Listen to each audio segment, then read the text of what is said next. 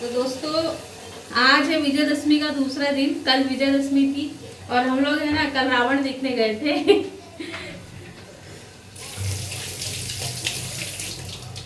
हमें ना कल रावण देखने गए थे और रावण जला भी नहीं, पता है दोस्तों। और हम लोग पहले ही आ गए क्योंकि बेटू जो है ना वो उसको नींद आ रही थी, तो हम लोग है ना रावण जलने के पहले ही आ गए।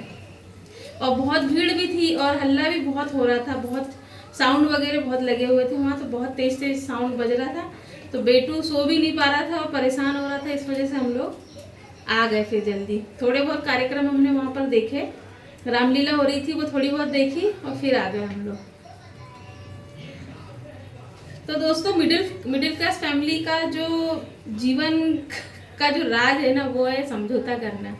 समझौता करना ऐसा कि छोटी छोटी चीज़ों के लिए जब हम इंतज़ार करते हैं ना, छोटी छोटी चीज़ों के लिए, जैसे हमें कोई चीज़ खरीदनी है और बहुत समय से हम उस चीज़ का इंतज़ार कर रहे हैं, थोड़ा थोड़ा पैसा बचा रहे हैं उसके लिए, और फिर जब वो चीज़ हम खरीद लेते हैं, अचीव कर लेते हैं, उसके बाद में उस खुशी का जो अनुभव है ना दोस्तों, वो एक मिडिल क्लास फैमिली का बंदा ही जान सकता है कि उसको उस चीज़ की कितनी खुशी होती है, अंदर से कितना मज़ा आता है उसको, और अपने आप पे प्राउड फील होता है कि मैंने अपनी घर की सारी जिम्मेदारियों को निभाते हुए अपनी ये इच्छा भी पूरी कर ली। वो बहुत प्राउड मोमेंट रहता है उस बंदे के लिए।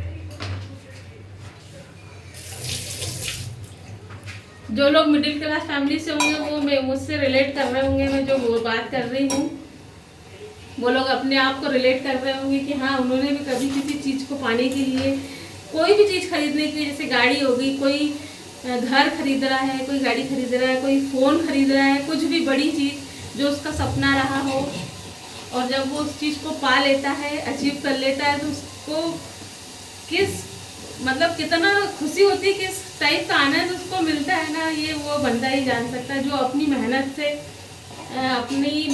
से अपने घर परिवार को चला रहा है और अपने सपनों को भी धीरे धीरे पूरा कर रहा है। ये सारी चीज़ें ना एक मिडिल क्लास फैमिली का बंदा ही समझ सकता है।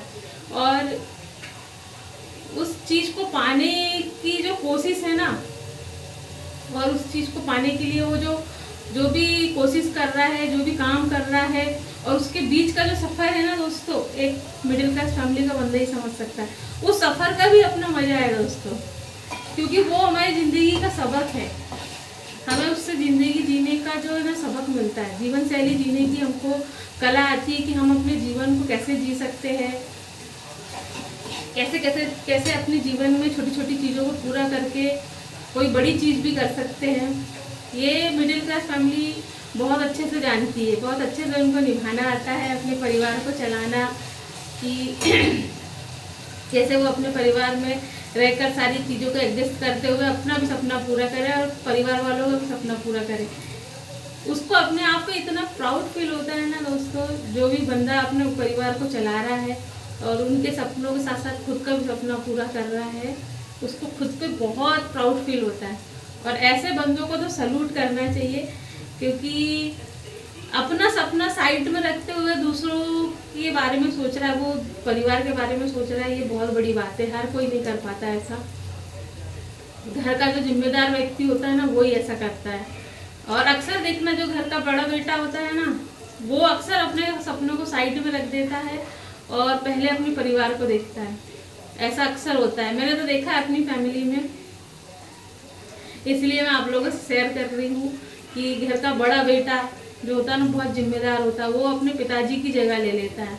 ये कहावत एकदम सही बैठती है और सही भी है ये। तो चलिए दोस्तों, बाकी बात